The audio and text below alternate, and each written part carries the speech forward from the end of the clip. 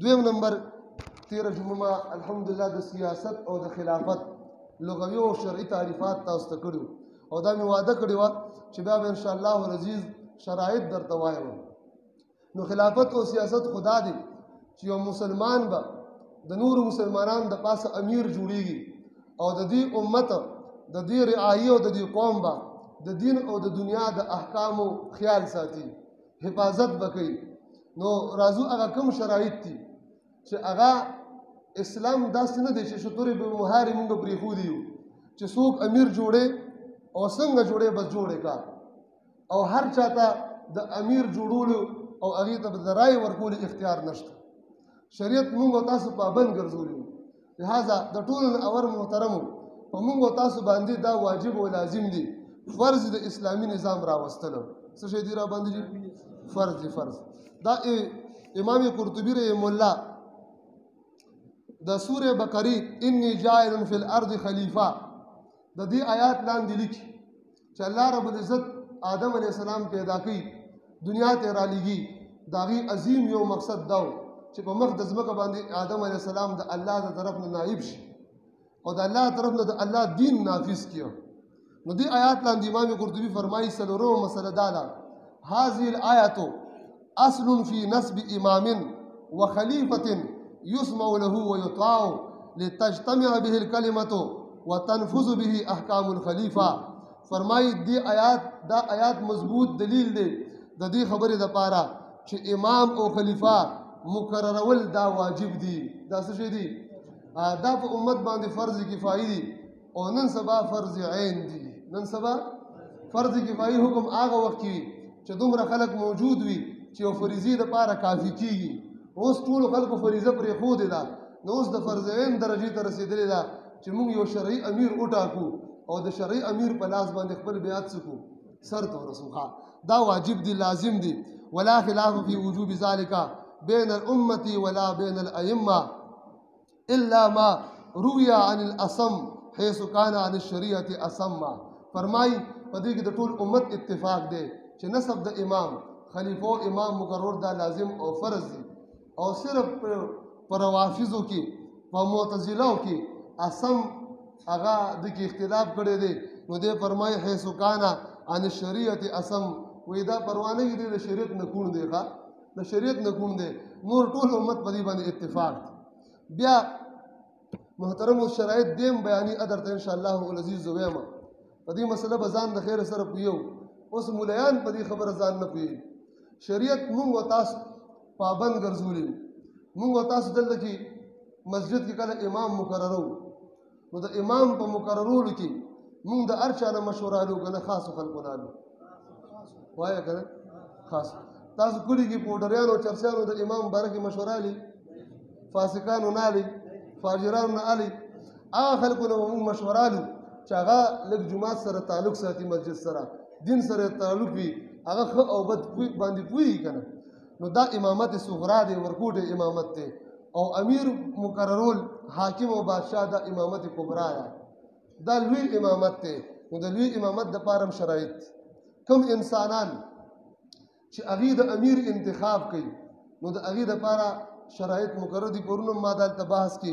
دا دلایل وویلې. معمولي صاحب محترم یا خو پوهېدنه یا تجاهل عارفانه کول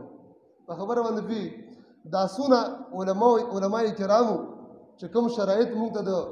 یو مسلې دپاره بیان کړي دا ټولې د قرآن او د سنت نه راویستي. د چا نه دي؟ د قرآن او د سنت نه. یو عالم هم د قرآن او د سنت نه ماورا د هغې نه هټ کر خبره نه کوي، او که قرآن او سنت نه ماورا خبرو کې هټ کر خبرو کې هغه بیا موږ ته منظور نه ده، هغه موږ نه منو. نو دا ټول د قرآن او د سنت په رڼا کې څه شرایط دي بیان کړي، هغه زه تاسو ته وایم چې کوم کس د امیر انتخاب کوي نو د امیر انتخاب به څوک کوي؟ دې دپاره د 3 شرایط ذکر کړي. څومره دي؟ 3. دلته چې موږ او تاسو اوټونه اچو که نه، اوټ اچو، نو اوټ دپاره څه شرط شته؟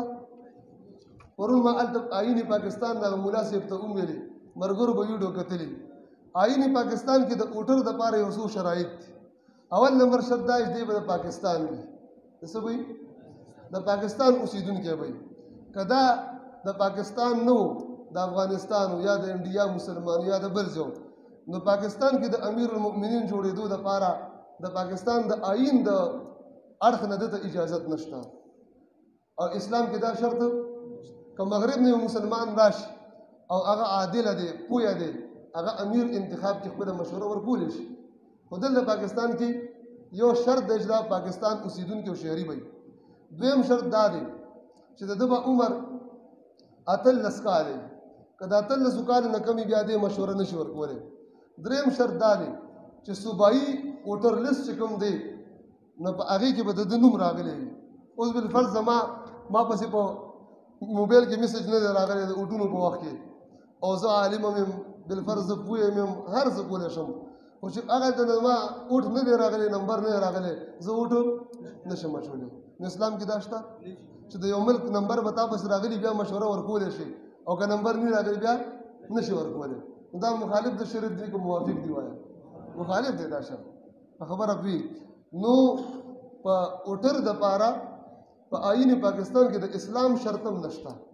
د اسلام شرط هم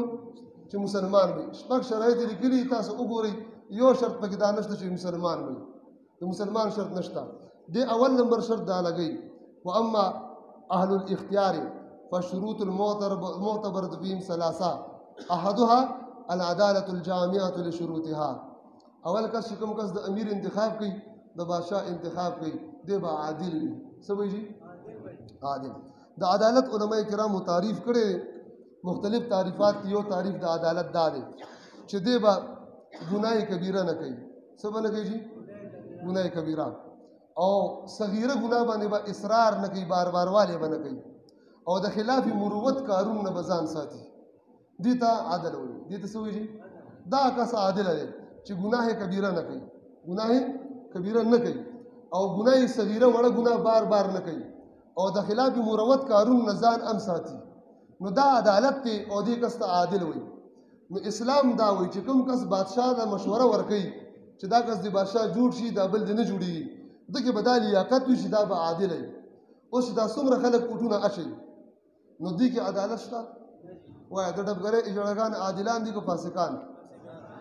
حاجي فاسقان دي شرابیان کبابیان زناکاران فاسقان دي که عادلان بیګیرو خلکو فاسقان دي که عادلان بغیر ذالک دا سر پسې ځه نو اسلام دا شرط لګولی دی چې د امیر انتخاب څوک کوي هغه به عادل وي اوس په ووټونو کې دا شرط شته دی ووټ کې دغه شرط دی چې د پاکستاني ووټر لیست کې د نوم راغلی او د 18 کال عمر دی او عدالت عظما ستا د لیونتوب هغه سرټیفیکیټ نه داخل کړی دماغي مریض نه وغیره دا شپږ شرایط نو چې دا شرط درکېږي که ته فاسق یې که فاجر یې که په څه پوهېږي او که نه پوهېږي ته ووټ اچولی شي نو دا طریقه د انتخاب خلاف شریعت شو که موافق شریعت شو په دې خبره پوهېږي تاسو یعنی اسلام وایي چې دا کس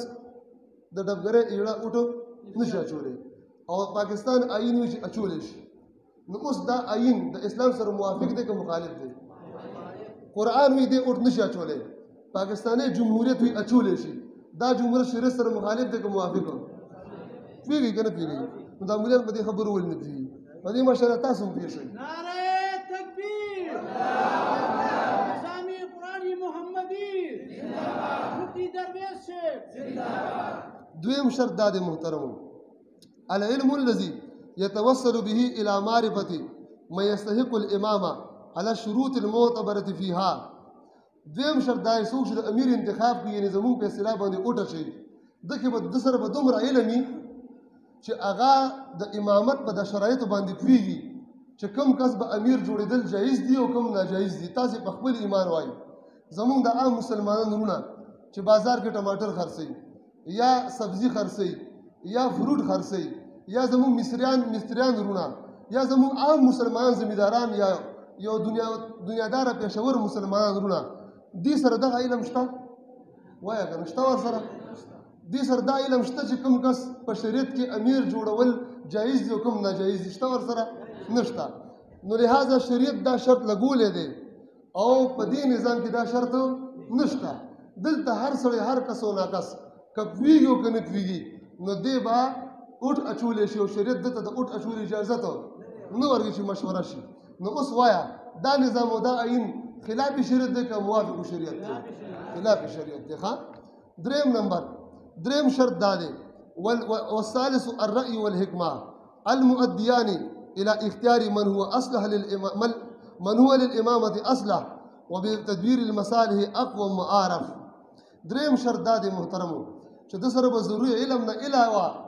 دومره حکمت دومره بصیرت دومره پوهه هم وي که بالفرض په یو ملک کې پنځه شپږ کسان د امامت او د امیر المؤمنین جوړېدلو لایق دي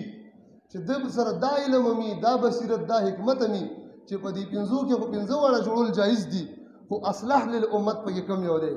ډېر فایدهمند پکې کم یو دی ډېر پوهې پکې کم یو دی چې دا علم هم ورسره وي نو اټونو اچونکو سره دا علم شته دا بصیرت او حکمت ورسره شته اواز هم نشي کولی مړه ټول وایي یاره اسلامي نظام غواړئ بیا په وده کېدو مزه نه کوي بیا به ایښ یوسي ښه دا علم ورسره شته نشته که نه دا د وده کېدو ټایم نه دی زه امت را بیداروم او تاسو دی صحیح ده ویښ به کینو د خیره سره دا د حریت او د ازادۍ وخت دی هغه وخت را نږدې دی انشاءالله چې موږ د انګریزي نظام نه الله موږ ته نجات راکړي او اسلامي نظام باندې الله موږ برخمن کړي انشاءالله لہذا محترمو ایښ بوسیږئ نو دا درې شرایط دي اول نمبر عادل وي دویم نمبر دا ضروري علم وي دریم نمبر حکمت او بصیرت به ورسره دا درې واړه شرایط په ملک پاکستان په رایج نظام کې چې څوک د امیر انتخاب کوي په ایمان وایي دا درې واړه شرایط ورکې شته دي نشته دي چې نشته نو دا طریقې انتخاب خلاف شریعت نه شوه که نه شوه چې دا طریقه خلاف شریعت شوه دا طریقه موږ له آیین او نظام را کړې ده دا آیین او دا نظام خلاف شریعت شو که موافق شریعت شو الله یې موږ ته د عمل توفیق نصیب کړي واخر دعوانا ان الحمد لله رب العالمين اللهم انا على ذكرك وشكرك وحسن عبادتك اللهم انا على مرات الموت وسكرات الموت اللهم ارنا الحق حقا وارزقنا اتباعه وارنا الباطل باطلا وارزقنا اجتنابه وصلى الله تبارك وتعالى على النبي الكريم وعلى اله وصحبه اجمعين